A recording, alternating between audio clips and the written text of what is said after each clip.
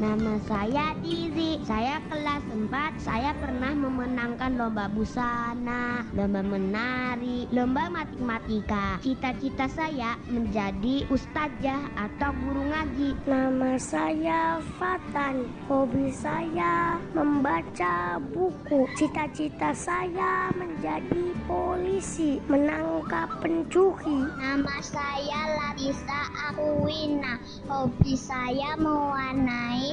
Cita-cita saya jadi dokter. Nama saya Vinotisno Gemilang, hobi saya olahraga, cita-cita saya jadi presiden. Nama saya Najwa Natisa, hobi saya menulis, cita-cita jadi dokter.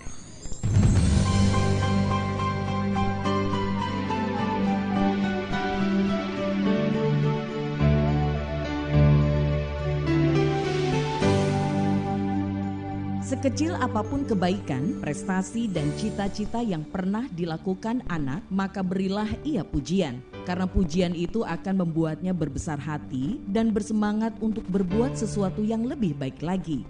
Selalu ada makna dan pelajaran di balik setiap cerita sukses. Di setiap keberhasilan meraih mimpi, pasti ada hal-hal penting yang terlibat.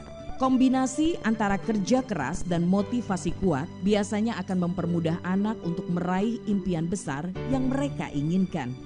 Kita harus ingat bahwa satu orang yang gigih dapat membuat perbedaan yang signifikan dan bahwa sekelompok kecil orang yang gigih dapat mengubah arah sejarah. Apakah kita sudah memberikan kesempatan pada anak kita untuk bereksplorasi? Apakah kita sudah mendukung anak untuk menjadi dirinya sendiri? Dan apakah kita sudah mendukung impian anak-anak kita? Ayo, mulai hari ini, dukung selalu setiap impian anak-anak kita.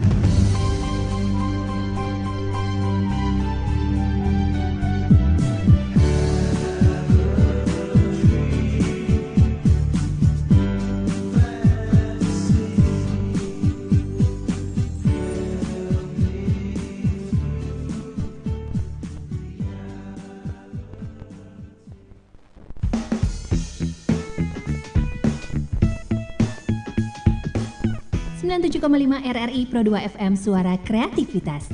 Twitter @Pro2Cirebon. Telepon 0231 487225. WhatsApp 0811 20 20 937.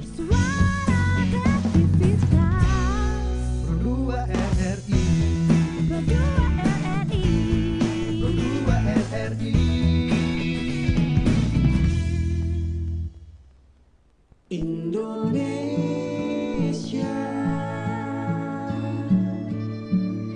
hadapilah dengan tulus dan ikhlas. Ini pasti berlalu.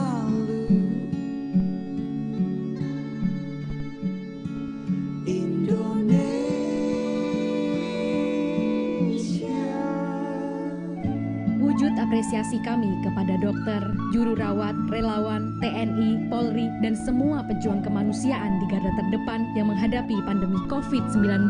Kalian adalah pahlawan sejati.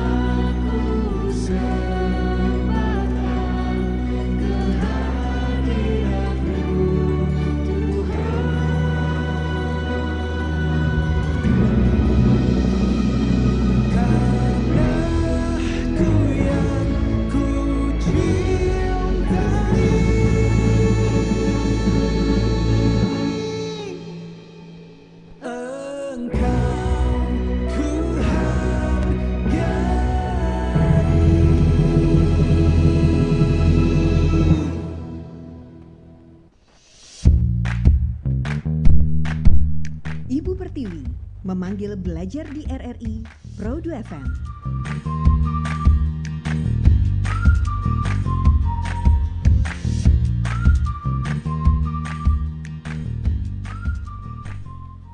Pro 297,5 FM Suara Kreativitas. Selamat pagi sahabat kreatif. Senang sekali ya, hari Senin kita kembali lagi untuk Ibu Pertiwi memanggil belajar di RRI. Dan sudah ada Ibu Evin Tiara Widya S, guru SMPK Penabur, yang hari ini akan memberikan mata pelajaran Bahasa Indonesia dengan materi teks fantasi untuk kelas 7 ya. Kita akan sapa terlebih dahulu Ibu Evin di suasana pagi hari ini ya. Selamat pagi Ibu. Selamat pagi Manela. Apa kabar Ibu? Luar biasa. Luar biasa ya. Oke, hari ini kita akan belajar Bahasa Indonesia tentang teks fantasi ya Bu ya. Iya. Baik, kalau gitu silakan Ibu Evin. Baik, terima kasih untuk Manela. Halo, selamat pagi sahabat kreatif, Bapak Ibu Guru dan teman-teman semua dimanapun kalian berada. Salam sehat untuk kita semua. Semoga dimanapun kita berada, kita tetap dalam kondisi sehat. Perkenalkan, saya Evin Tiara Widya. Saya mengajar di SMPK Penabur, saya mengajar Bahasa Indonesia. Dan pada pagi hari ini kita akan belajar tentang teks fantasi yang akan kita bahas hari ini. Silakan. Tujuan pembelajaran yang pertama dari pembelajaran teks fantasi hari ini, siswa-siswi diharapkan mampu mengetahui ciri-ciri teks fantasi. Lalu yang kedua, dari pembelajaran ini, siswa-siswi diharapkan mampu menemukan struktur teks fantasi dengan tepat. Lalu yang ketiga, siswa-siswi diharapkan mampu menentukan kaidah kebahasaan dalam teks fantasi. Jadi untuk hari ini kita terfokus ke dalam 3 tujuan pembelajaran. Oke, selanjutnya. Nah, untuk hari ini kita akan belajar selain 3 tujuan tadi yang saya bacakan, ada 6 pembelajaran hari ini. Yang pertama tentang pengertian, apa itu teks fantasi. Lalu yang kedua, jenis teks fantasi. Yang ketiga, struktur teks fantasi. Yang keempat, ciri-ciri teks fantasi. Dan yang kelima, unsur intrinsik atau unsur pembangun cerita. Dan yang keenam adalah kaidah kebahasaan dari teks fantasi. Selanjutnya, nah, bagi sahabat kreatif di rumah, tentu saja jika kalian dihadapkan dengan materi atau pelajaran bahasa Indonesia yang ada di dalam pemikiran kalian itu adalah sebuah teks yang banyak dan dengan melihat teksnya saja kalian sudah mungkin malas untuk membaca. Nah, untuk pengertian teks fantasi ini adalah sebuah cerita yang berasal dari hasil imajinasi penulis atau pengarang. Nah, di dalam cerita ini penulis bebas dengan cerita yang dibuat.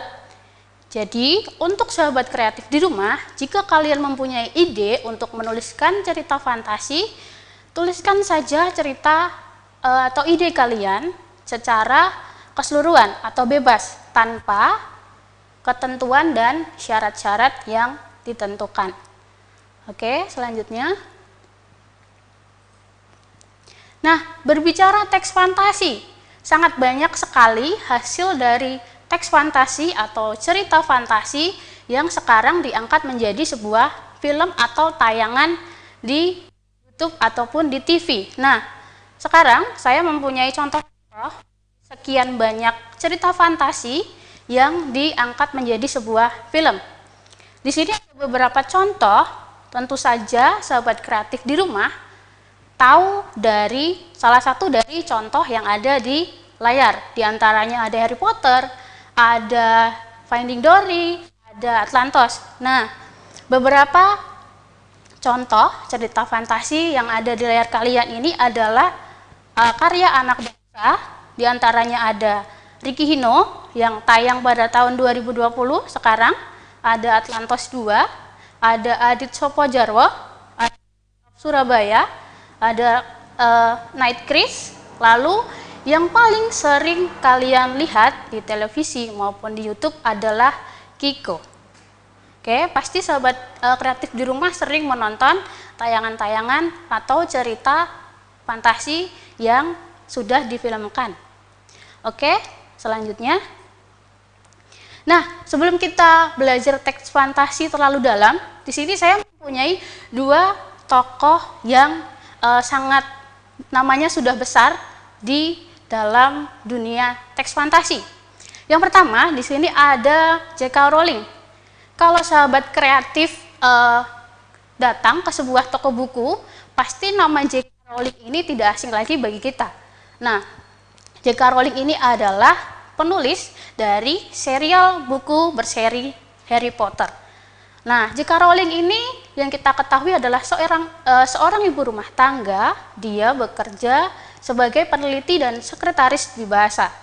Dia mendapatkan ide untuk menulis serial Harry Potter saat dia berada di stasiun kereta pada saat jadwal keberangkatannya tertunda. Nah, si J.K. Rowling ini pada saat itu akan melakukan perjalanan menggunakan kereta dari Manchester ke London pada tahun 1990. Pada saat kondisi itu, dia mendapatkan ide untuk menulis sebuah cerita yang bermula dari seorang anak yang bersekolah di sekolah sihir. Lalu yang kedua, satu tokoh yang sudah tidak asing lagi bagi kita. Di sini sahabat kreatif pasti sering menonton tayangan atau cerita dari Hillenburg. Hillenburg ini adalah penulis cerita dari serial SpongeBob Movie atau SpongeBob SquarePants. Mungkin sahabat kreatif lebih sering mendengarnya dengan SpongeBob SquarePants. Nah, siapa sih Hillenburg ini? Hillenburg ini memiliki beberapa pekerjaan sebelum dia berkarir sebagai guru biologi. Mungkin sahabat kreatif di rumah belum tahu siapa sih Hillenburg. Ternyata dia adalah seorang guru biologi. Nah, Hillenburg ini mempunyai kegemaran sejak kecil terhadap kehidupan laut. Dan ketika dia menonton film yang dibuat oleh ahli laut Prancis, dia sangat tertarik untuk membuat sebuah cerita tentang kehidupan di bawah laut. Nah, untuk teman-teman atau sahabat kreatif di rumah, jika kalian mempunyai ide untuk menulis teks fantasi, silahkan ditulis karena kreativitas itu harus kita kembangkan dengan cara kita berlatih. Baiklah, selanjutnya. Nah, di sini ada jenis teks fantasi. Jenis teks fantasi itu ada dua. Yang pertama itu fantasi total dan yang kedua itu fantasi irisan. Untuk teks fantasi total ini, di dalam cerita ini dari nama tokoh hingga nama tempat atau objek di situ asli hasil karangan penulis.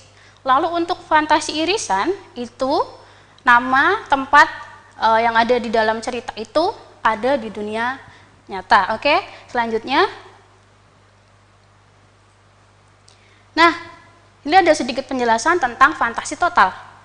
Fantasi total ini berisi cerita hasil dari imajinasi penulis, tetapi semua objek yang ada di dalam cerita itu tidak ada di dunia nyata. Baik nama orang, baik tempat, ataupun latar yang lain itu tidak ada di dalam dunia nyata. Di sini saya mengambil cuplikan dari cerita Harry Potter. Nah, di dalam cerita Harry Potter ini adalah total hasil dari imajinasi penulis, yaitu si J.K. Rowling. Jadi untuk nama dan objek, tempat atau latar itu hasil dari imajinasi pengarang. Jadi di sini untuk sahabat kreatif di rumah, apa sih fantasi total itu? Fantasi total itu adalah cerita fantasi hasil imajinasi penulis, tetapi latar, nama tempat, nama orang, dan semua yang ada di dalam cerita itu tidak terjadi di dunia nyata. Oke, selanjutnya. Nah, sahabat kreatif, di sini ada sedikit kutipan tentang cerita fantasi Harry Potter. Mungkin sahabat kreatif di rumah tahu tentang cerita Harry Potter yang sangat banyak sekali serinya. Salah satu contohnya saya ambil di sini tertulis Harry Potter bersekolah di Hogwarts. Pada kenyataannya di dunia nyata tidak ada sekolah sihir yang bernama Hogwarts. Nah, untuk sahabat kreatif di rumah, bagi yang belum membaca atau yang belum melihat serial Harry Potter, mungkin setelah ini bisa membaca atau melihat serial Harry Potter. Nah, untuk serial Harry Potter ini termasuk ke dalam cerita fantasi total. Kenapa? Karena di dalamnya itu dari nama tempat, nama latar, nama tokoh, dia tidak ada di dunia nyata. Dan itu hasil imajinasi dari penulis. Oke, selanjutnya. Yang kedua, di sini ada cerita fantasi irisan. Apa bedanya cerita fantasi irisan dan cerita fantasi total? Cerita fantasi irisan ini adalah cerita hasil dari imajinasi penulis, tetapi nama orang, nama tempat, dan peristiwa itu ada di dunia nyata. Oke, bedanya untuk teks cerita fantasi total itu semua yang ada di dalam cerita itu tidak ada di dunia nyata. Tetapi untuk cerita fantasi irisan, untuk nama tempat, latar, dan peristiwanya itu ada di dunia nyata. Oke, selanjutnya. Nah, di sini saya mengambil kutipan dari cerita fantasi dari Cars 2. Dalam cerita Cars 2, di sini ada tokoh yang bernama Francesco. Dia menantang McQueen. Mungkin sahabat kreatif di rumah sudah tidak asing lagi dengan film ini. Tokoh utamanya adalah McQueen. Francesco menantang McQueen, Mater, Luigi, dan Guido untuk terbang ke Tokyo, Jepang untuk melakukan balapan pertama di Grand Prix. Nah, bagi sahabat kreatif di rumah, mungkin nama-nama tokoh itu sama atau ada yang mirip dengan nama tokoh-tokoh di dunia nyata. Lalu yang kedua, dalam kutipan cerita ini, di situ penulis menuliskan latar tempat, tertulis Tokyo, Jepang. Nah, pada di dunia nyata atau pada kenyataannya, Tokyo, Jepang Tokyo adalah ibu kota Jepang sejak tahun 1869. Lalu yang kedua, penulis menuliskan latar tempat, yaitu Grand Prix atau keterangan latar. Grand Prix ini mungkin sahabat kreatif di rumah sering menonton tayangan balapan motor atau mobil. Nah, Grand Prix ini biasa dituliskan dengan GP atau GP dalam ajang perlombaan balap mobil atau motor. Jadi untuk sahabat kreatif di rumah, jika nanti kalian menemukan latar tempat atau nama tokoh atau latar suasana yang ada di dalam cerita fantasi, berarti cerita fantasi itu termasuk ke dalam cerita fantasi irisan. Oke, selanjutnya. Nah, berdasarkan latar, cerita fantasi dibedakan menjadi dua. Yang pertama ada latar sezaman, dan yang kedua ada latar lintas waktu. Untuk latar sezaman di sini saya mengambil kutipan dari cerita fantasi Black Panther. Dan yang kedua, untuk latar lintas waktu di sini saya mengambil cerita dari cerita fantasi Doraemon Stand By Me. Oke, selanjutnya. Yang pertama, latar sezaman. Apa itu latar sezaman? Latar sezaman ini biasanya dalam suatu cerita hanya menggunakan satu masa. Jadi penulis hanya menceritakan masa kini, masa lampau, atau masa yang akan datang. Oke, yang perlu ditekankan dalam cerita fantasi latar sezaman, di sini jika penulis menuliskan dua waktu atau dua latar, berarti cerita tersebut termasuk ke dalam bukan latar sejaman. Ini contohnya yang saya ambil dari kutipan cerita fantasi Black Panther.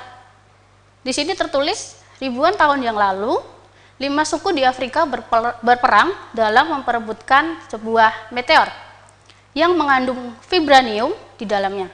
Seorang prajurit kemudian menelan herba berbentuk hati yang membuatnya menjadi Black Panther pertama. Di dalam kutipan ini, penulis menuliskan latar waktu, yaitu ribuan tahun yang lalu.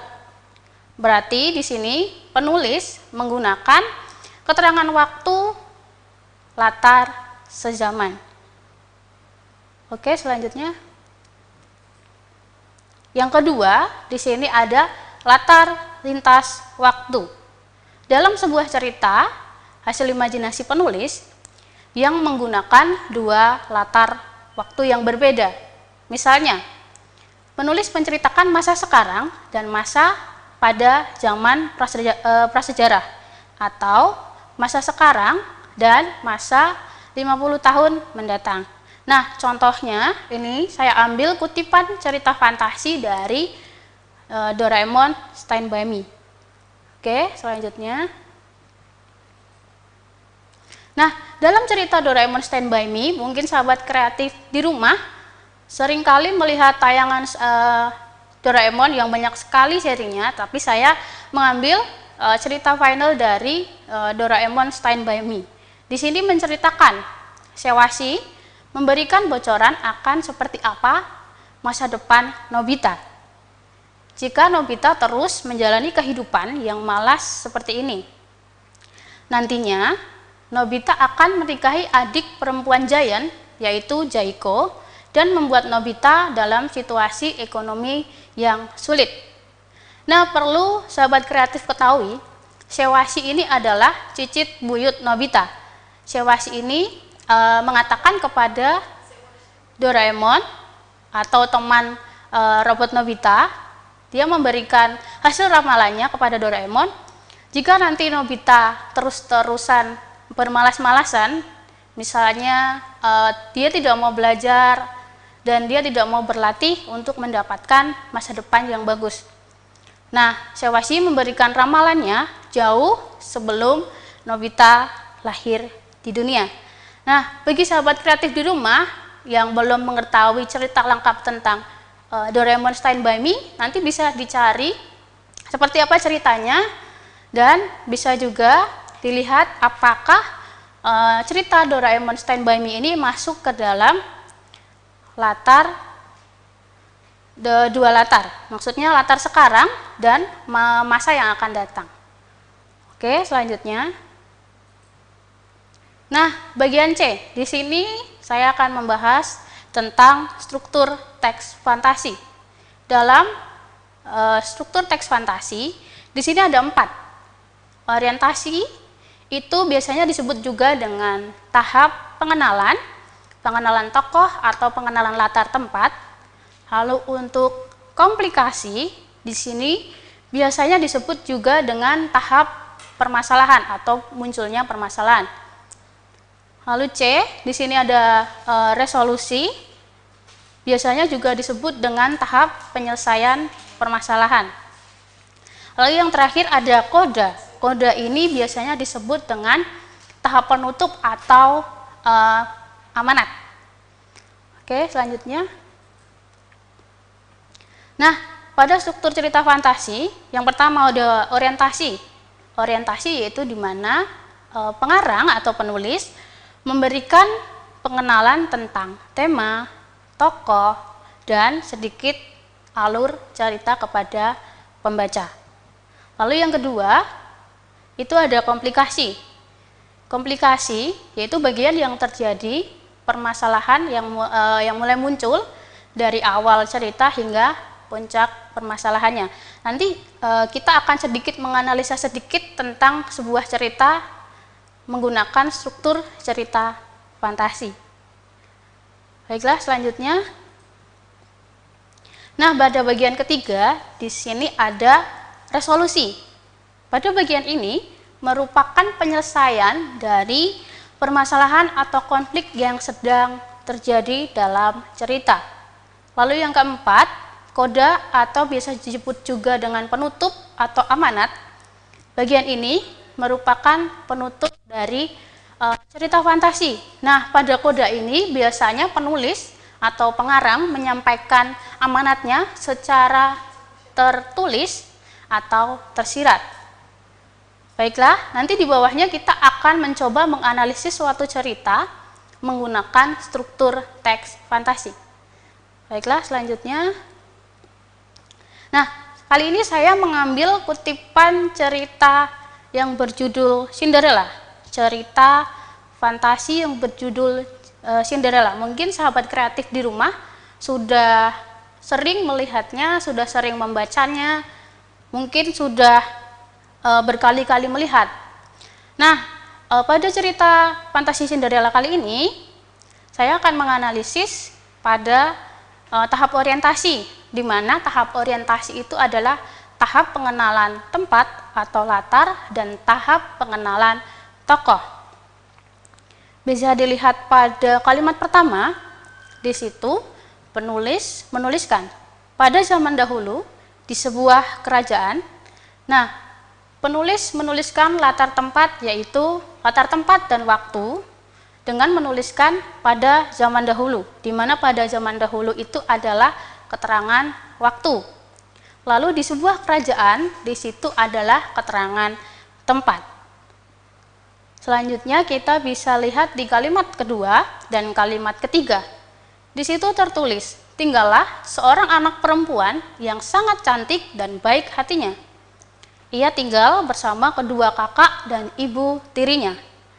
Nah, bagi sobat kreatif, pada kalimat kedua dan kalimat ketiga, di situ penulis menuliskan, tinggallah seorang anak perempuan yang sangat cantik dan baik hatinya.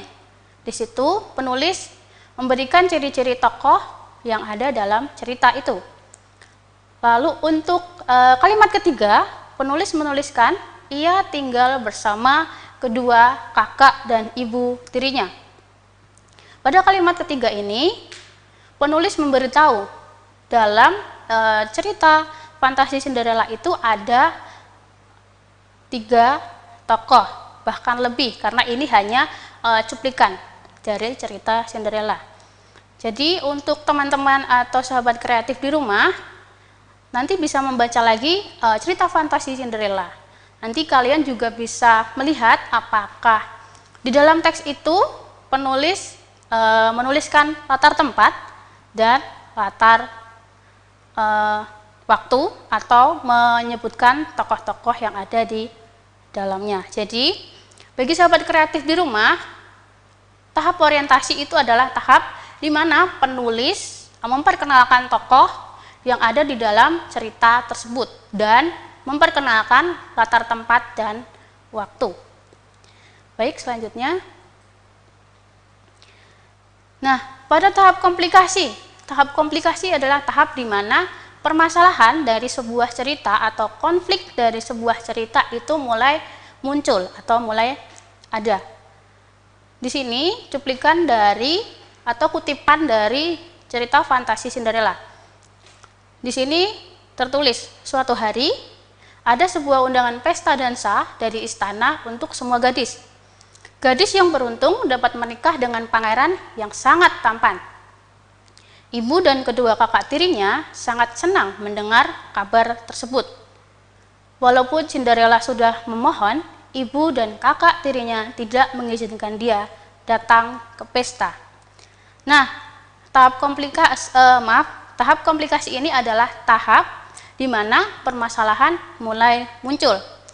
Bisa kita lihat dari kalimat keempat, kalimat ketiga dan kalimat keempat. Di situ tertulis, ibu dan kedua kakak tirinya sangat senang mendengar kabar tersebut. Lalu yang keempat, walaupun Cinderella sudah memohon, ibu dan kakaknya tidak mengizinkan dia datang ke pesta.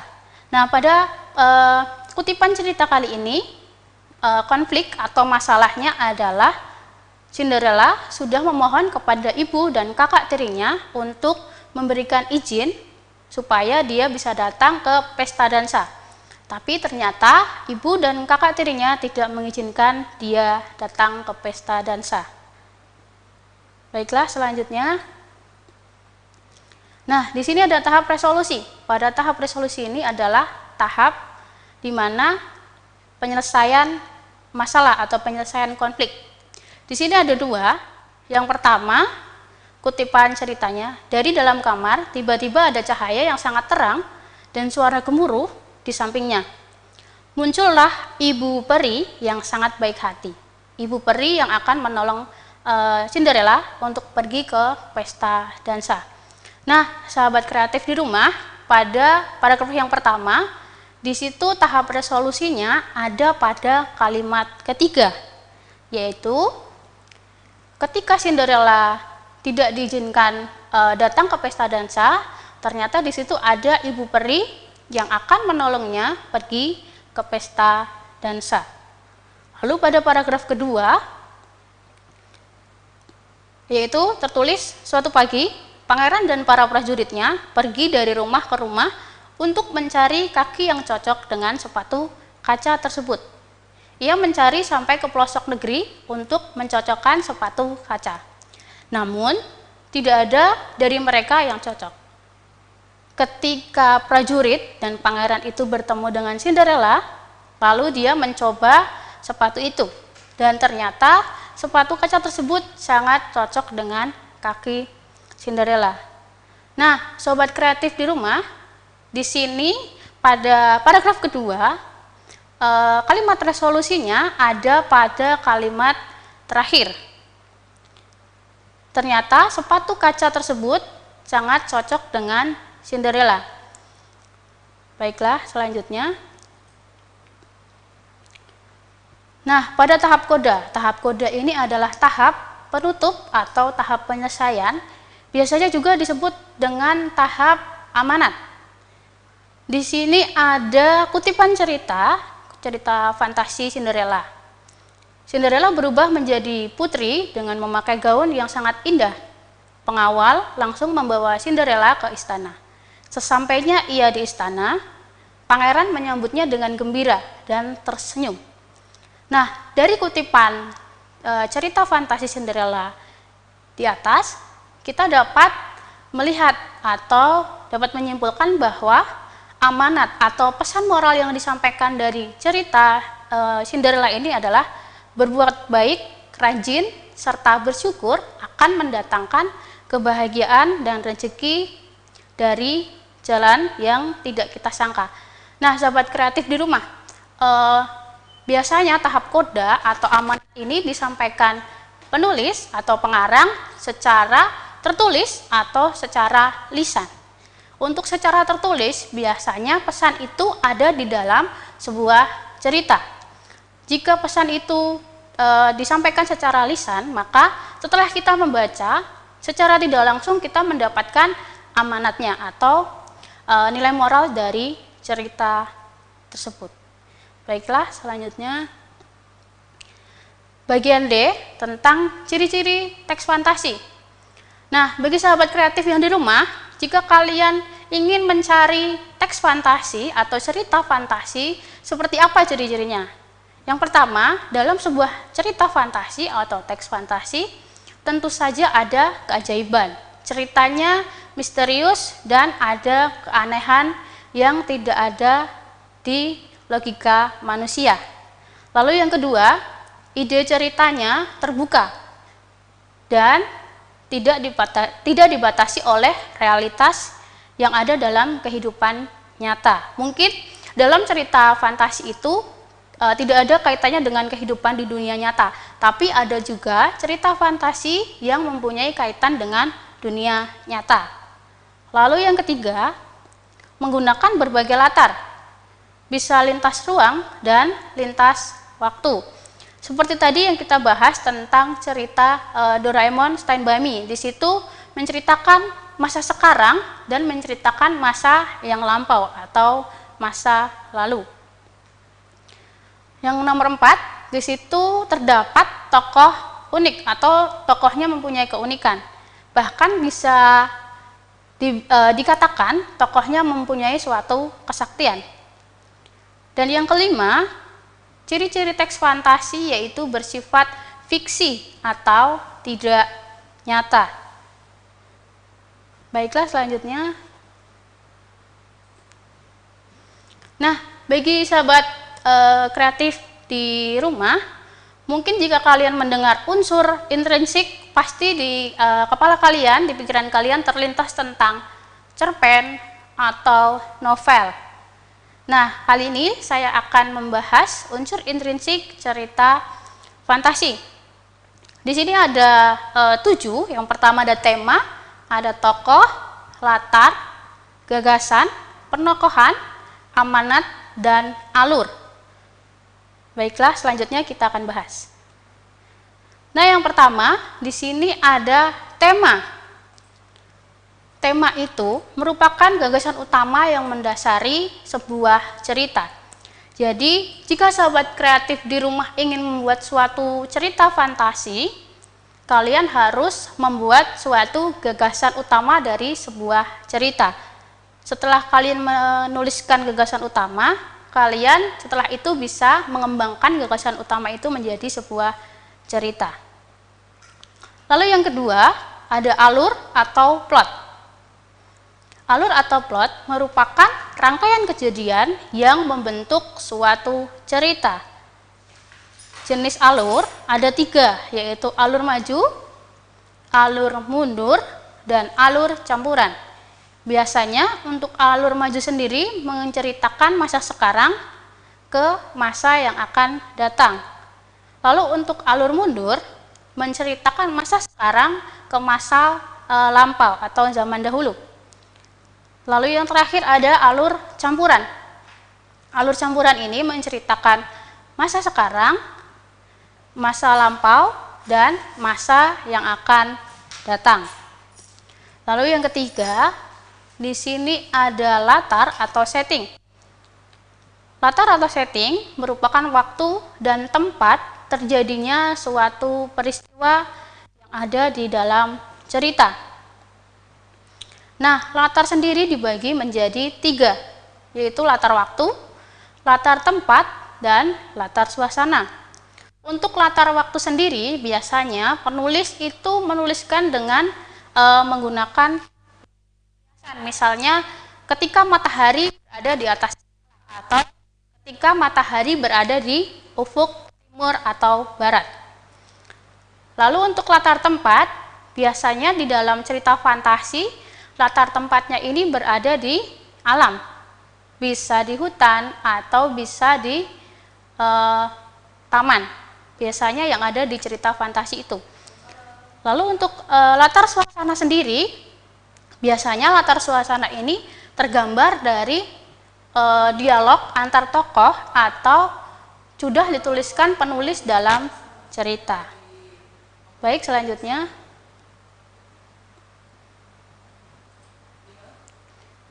Nah, yang keempat, di sini ada gaya bahasa. Dalam cerita fantasi, penulis biasanya menulis atau menggunakan gaya bahasa dalam cerita tersebut. Nah, gaya bahasa ini berupa pemakaian majas atau kata kiasan. Lalu yang kelima, ada tokoh dan penokohan. Bedanya apa tokoh dan penokohan? Kalau tokoh itu merupakan pelaku dalam cerita. Lalu penokohan itu merupakan perwatakan atau sifat dari tokoh. Nah, untuk sahabat kreatif di rumah, jika kalian melihat atau membaca suatu cerita atau teks fantasi, mungkin kalian bisa mencari tokohnya siapa saja.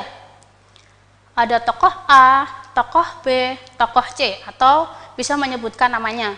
Lalu untuk penokohan itu biasanya menyebutkan sifat dari tokoh yang ada di dalam cerita. Mungkin sahabat kreatif tahu penokohan itu dibagi menjadi 3 untuk yang umum, ada protagonis, antagonis, dan tritagonis. Lalu yang keenam, di sini ada sudut pandang. Sudut pandang ini menunjukkan posisi pengarang, terhadap peristiwa yang terjadi di dalam cerita. Biasanya sudut pandang ini digunakan penulis atau pengarang dengan cara menuliskan nama tokoh atau menyebutkan dirinya sebagai aku di dalam suatu cerita. Baiklah, lanjut. Nah, ini kaidah kebahasaan. Yang pertama ada kata ganti orang. Mungkin sahabat kreatif di rumah sudah mempelajari tentang kata ganti orang pertama dan kata ganti orang ketiga. Kita lihat di dalam kolom, di sini ada kata ganti orang pertama. Kata ganti orang pertama, tunggal, biasanya disebut dengan aku atau saya. Kata ganti orang pertama jamak, di sini tertulis kami atau kita. Lalu kata ganti orang ketiga, tunggal, ada dia, ia, mereka, dan beliau. Atau penulis biasanya menuliskan nama tokoh dalam cerita fantasi tersebut. Lalu untuk kata ganti orang ketiga, jamak, di situ tertulis mereka. Nah, di bawah ini ada sedikit contoh analisis tentang cerita fantasi yang berjudul Kekuatan Si Ekor Biru Nataga. Dalam cerita ini menceritakan mengenai perjuangan Nataga dan seluruh binatang tanah Modo yang berusaha mempertahankan daerahnya dari serangan pasukan Ciruman Serigala. Nataga sebagai pemimpin membagikan tugas kepada panglima dan pasukan binatang di tiap-tiap titik. Nah, pada cerita Kekuatan Si Ekor Biru Nataga, di sini penulis menggunakan kata ganti orang ketiga tunggal dengan menyebutkan nama tokoh, yaitu Nataga. Nah, pada cerita fantasi Kekuatan Si Ekor Biru Nataga, di sini penulis menggunakan kata ganti orang ketiga tunggal. Selanjutnya, lalu yang terakhir di sini ada kalimat langsung dan tidak langsung. Yang pertama ada kalimat langsung. Kalimat langsung adalah kalimat yang diucapkan secara langsung oleh tokoh. Contohnya, wahai para lebah pemburu, segera kumpulkan pajakmu, kata raja. Nah, dalam kalimat ini adalah kalimat yang diapit oleh dua tanda petik dua atau tanda kutip. Lalu yang kedua, huruf pertama pada kalimat yang dipetik, pada awalnya menggunakan huruf kapital. Lalu yang ketiga, terdapat kalimat pengiring dalam kalimat petikan. Jadi untuk sahabat kreatif di rumah, ciri-ciri kalimat langsung adalah kalimat yang diapit oleh dua tanda petik dan diawali dengan kalimat atau huruf kapital. Dan suatu kalimat langsung biasanya diiringi dengan kalimat pengiring. Nah, untuk sahabat kreatif di rumah mungkin bisa melihat contoh kalimat langsung. Di situ ada yang berwarna biru, wahai para lebah pemburu, segera kumpulkan pajakmu. Di situ yang dinamakan kalimat petikan, karena kalimat itu terdapat di dalam tanda petik dua atau tanda kutip. Sedangkan kata yang berwarna hijau, kata raja, di situ adalah kalimat pengiring dari kalimat langsung. Lalu selanjutnya, ini kalimat tidak langsung atau kalimat tak langsung. Kalimat yang mengalami perubahan pengucapan dari tokoh aslinya. Contohnya di sini, raja menyuruh kita supaya mengumpulkan pajak. Ciri-ciri kalimat tak langsung. Yang pertama, terdapat perubahan kata ganti orang pada bagian kalimat yang dikutip. Dari saya menjadi dia atau menyebutkan nama orang. Lalu yang kedua, tidak perlu menggunakan tanda baca petik 2 atau tanda kutip. Lalu yang ketiga, menggunakan konjungsi atau kata hubung. Contohnya bahwa, sebab, supaya, agar, tentang, dan lain sebagainya. Nah, sahabat kreatif, coba kita lihat contoh. Contohnya adalah raja menyuruh kita supaya mengumpulkan pajak. Tadi di kalimat langsung, raja menyuruh para lebah pemburu untuk mengumpulkan pajak. Nah, raja yang di kalimat langsung tadi, dia mengatakan secara langsung kepada para lebah pemburu. Di sini, raja diganti menjadi nama orang atau menjadi dia. Raja menyuruh kita supaya mengumpulkan pajak. Lalu yang kedua, dalam kalimat tidak langsung atau tak langsung, di sini tidak ada tanda petik 2. Lalu, pada kalimat tidak langsung ini, menggunakan konjungsi supaya. Bagi sahabat kreatif di rumah, mungkin nanti bisa melihat tayangan ini lagi untuk mendalami materi cerita fantasi. Baik, itu tadi sahabat kreatif pelajaran bahasa Indonesia untuk teks fantasi ya, yang tadi sudah dijelaskan sama Ibu Epin. Mudah-mudahan ini merangsang kita untuk lebih bisa mencintai lagi, nggak cuma yang bukan non fiksi ya Bu Epin ya, tapi fiksi juga dicintai juga gitu, karena itu kan bisa menambah referensi bacaan juga. Baik, kalau begitu terima kasih Bu Epin sudah memberikan materinya hari ini. Sehat selalu dan mudah-mudahan kita bertemu lagi di lain waktu. Selamat siang Ibu Evin. Selamat siang, terima kasih Mbak Nela. Ya, sama-sama Ibu Evin. Dan demikian tadi mata pelajaran Bahasa Indonesia bersama Ibu Evin dari SMPK Penabur Kota Cirebon. Dan terima kasih untuk sahabat kreatif yang tetap stay tune. Dan Neila masih akan terus menemani sahabat kreatif semua. Jadi tetap di Pro 2.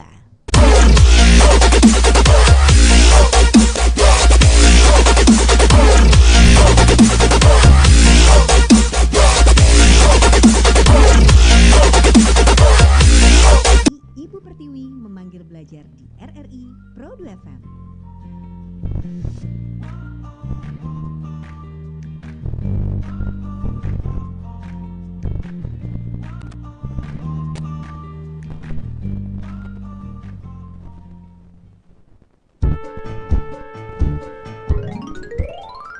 Tadi di sekolah aku disuruh gambar sama ibu guru ya. Oh iya, terus kamu gambar apa tadi? Ya aku gambar tong sampah bagus banget, tapi di sampingnya banyak sampahnya ya. Kok gitu? Masa di samping tong sampah banyak sampah? Ya gimana, orang kenyataannya gitu di sekolahku. Sering banget kan lihat tong sampah bagus, tapi sampahnya berserakan. Hayo, benahi budaya kita membuang sampah. Pesan ini disampaikan oleh Radio Republik Indonesia. 97,5 RRI Pro 2 FM Cirebon. Suara kreativitas. Pro 2 RRI.